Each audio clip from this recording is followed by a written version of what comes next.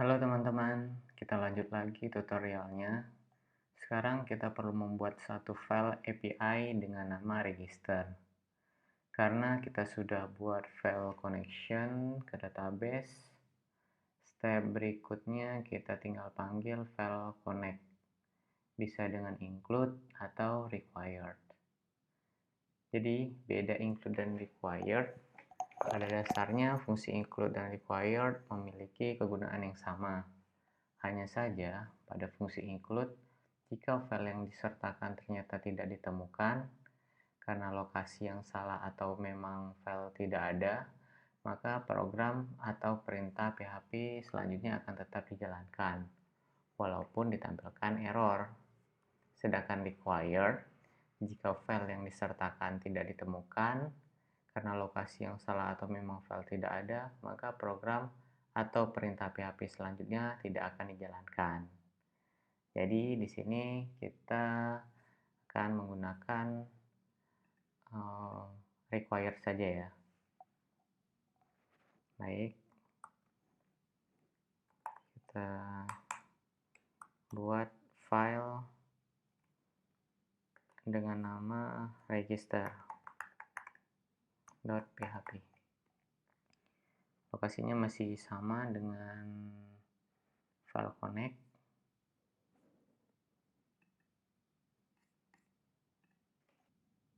Di sini kita menggunakan required.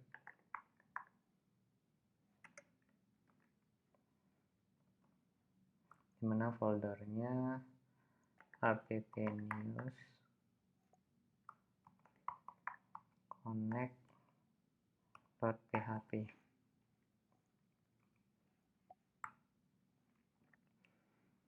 Tujuannya untuk mengambil koneksi akses ke dalam tabel yang akan kita buat di dalam database di folder app news. Itu statementnya. Kalau sudah, kita buat if statement di mana ada server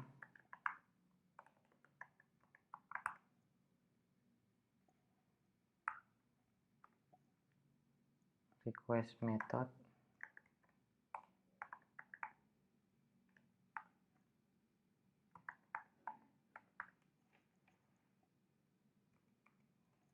sama dengan post.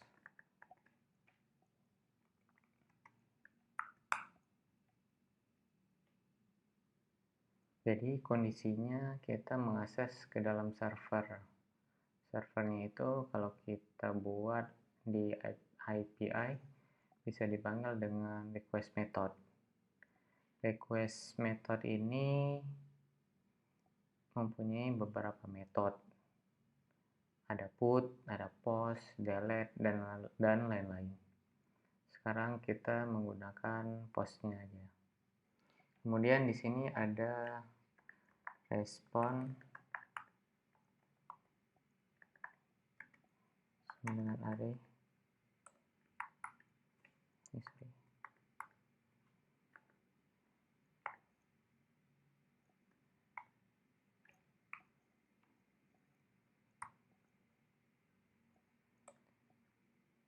Jadi kita akan push data ke dalam tabel dalam bentuk API. Jadi yang perlu kita bikin formatnya JSON, karena JSON kita perlu fill apa saja yang akan masuk ke dalam tabel kita, seperti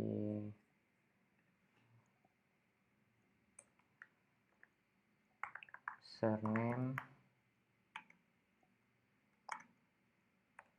sama dengan post surname, ada password, email aja dulu, email,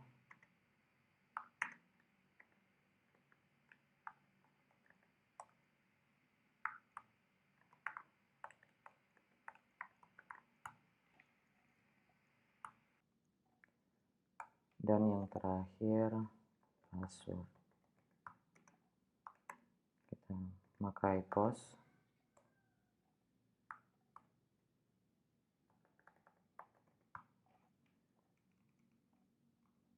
Di sini kita bisa menggunakan encryption MD5.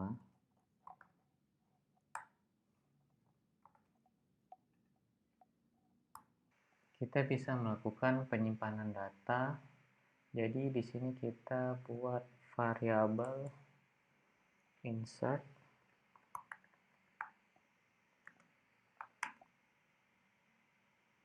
Di sini parameternya adalah SQL, di mana SQL parameternya DML, yaitu data manipulation language, yaitu ada select, insert, update, delete.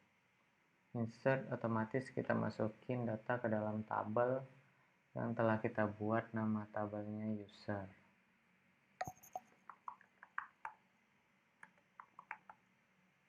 Set into tabel user, mana ada value, value-nya itu ID, kita kasih 0. Kemudian ada username, kemudian ada email,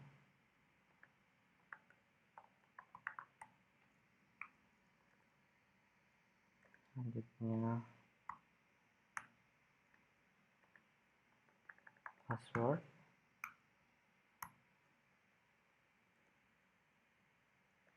level kita buat angka 1 saja, kemudian register date kita buat no.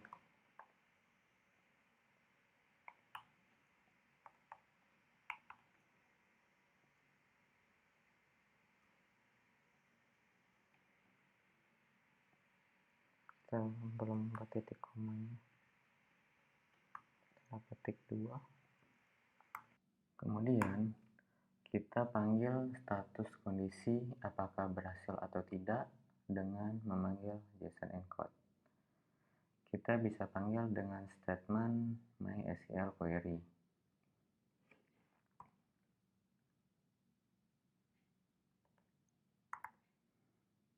Jika MySQL query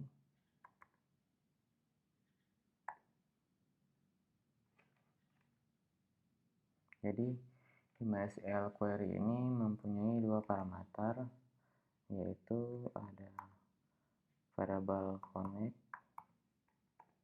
Variabel ini yang kita ambil dari koneksi ke database. Kemudian ada parameter insert yang ini.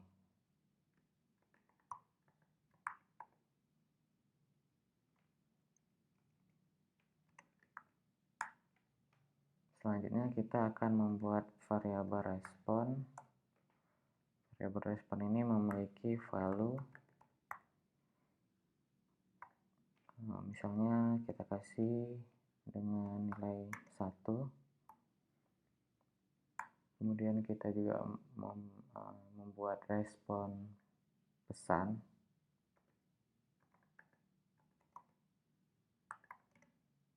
Kita buat sini aja message.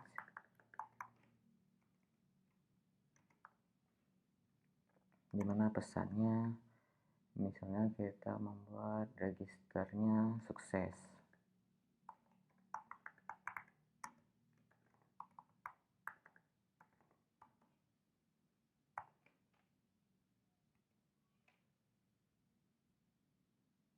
Kemudian kita panggil JSON encode-nya.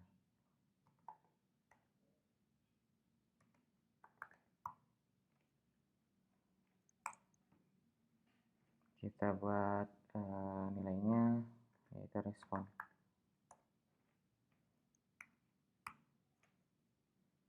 Jadi jika tidak sukses registernya, maka kita mempunyai respon juga dengan value, misalnya kita kasih 0,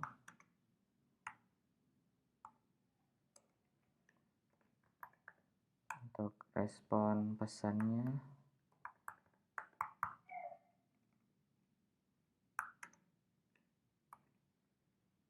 register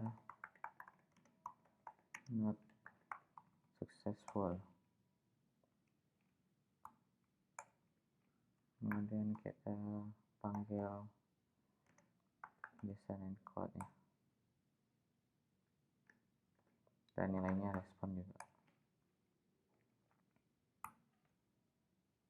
Kita bisa cek berhasil atau tidaknya dengan menggunakan Postman atau web browser. Kita akan mencoba di Postman terlebih dahulu. Oke, ini masih ada punya koneksi connect. Kita ganti aja menjadi register, karena tadi kita membuat file register untuk mencoba menambah data di tabel register. Sini tadi mempunyai key-nya username, kemudian email, dan terakhir password.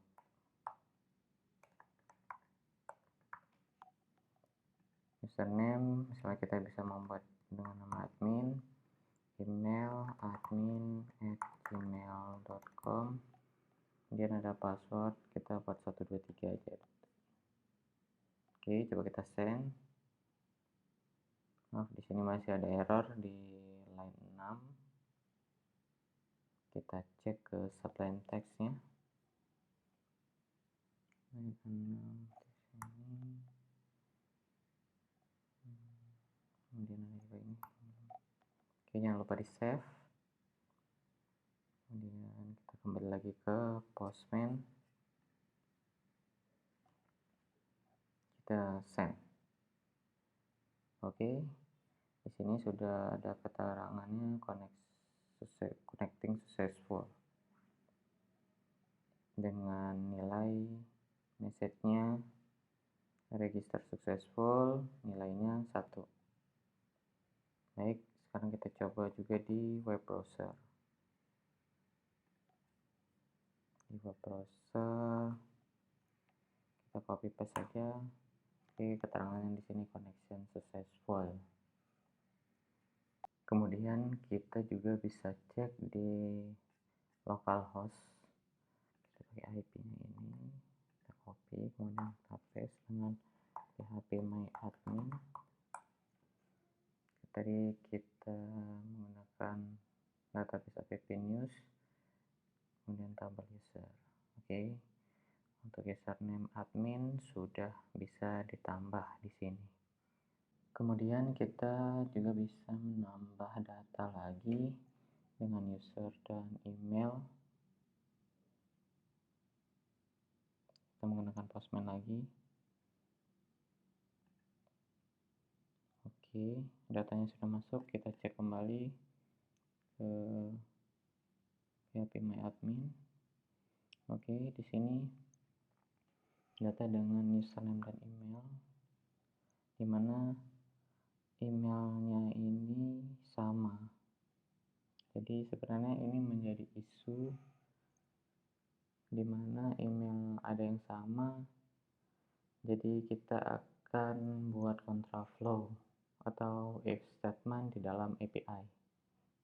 Baik, sekarang kita akan membuka subline text-nya kembali. Jadi di sini kita bisa membuat variabel di mana namanya check. Itu akan men-select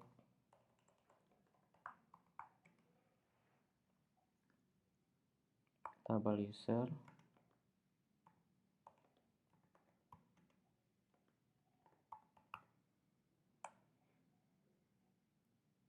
di mana email dengan variabel email.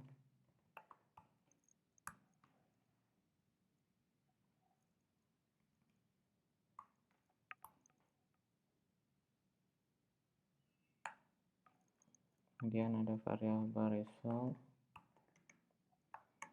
di mana kita menggunakan MySQL fetch array.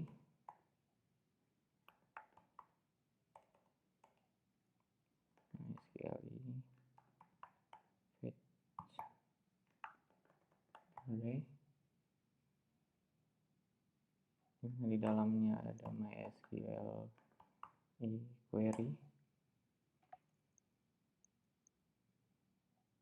Kita dapat dua parameter, yaitu connect, koneksi ke database, kemudian ada variabel check.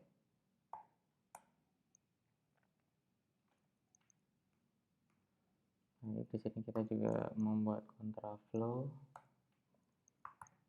Jika iset dari result, dari variabel result,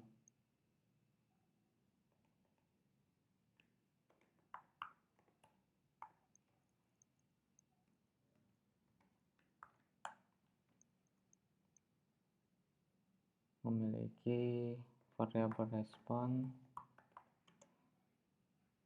dengan value sama dengan 2,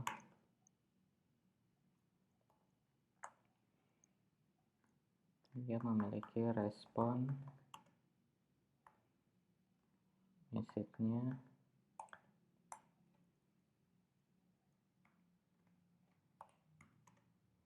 yaitu dengan nilai email already in use. Jadi emailnya ini sudah ada digunakan, jadi tidak boleh menggunakan lagi email yang sama. Kemudian kita kasih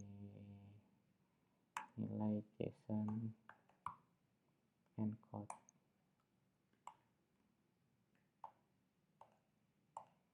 dengan variabel respon.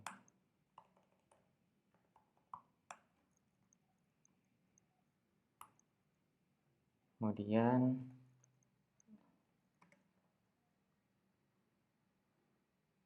kita buat statementnya. Jika tidak, emailnya bisa sukses, maksudnya form registernya sukses didaftar.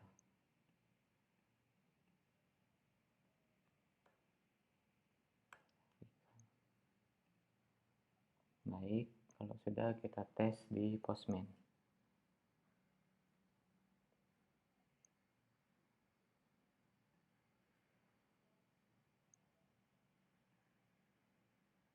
Oke, di sini ada pesan bahwasanya email sudah digunakan. Jadi API yang kita buat tadi ini sukses ya. Apabila ada email yang pernah digunakan, maka untuk penginputan registernya tidak sukses masuk ke dalam database. Baik, itulah video tutorial untuk membuat register, dan video berikutnya nanti kita akan membuat bagaimana membuat API login ke database. Terima kasih.